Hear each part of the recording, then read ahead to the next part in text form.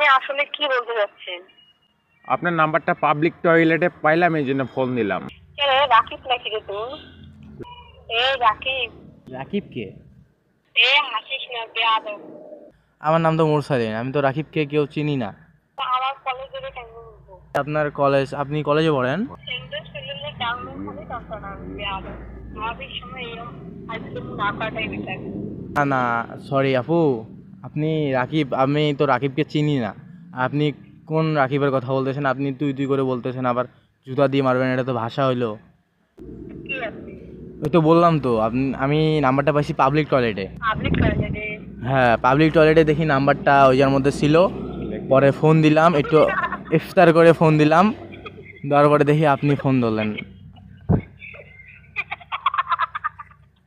আপনার হাসিটা তো ফির ডাইনির মতো।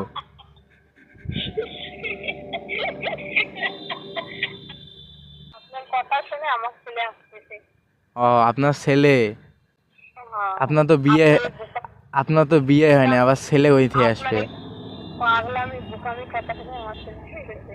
আপনার নাম্বার আবার পাবলিক টয়লেটের মধ্যে আবার ভাইরাল করে দিল কে?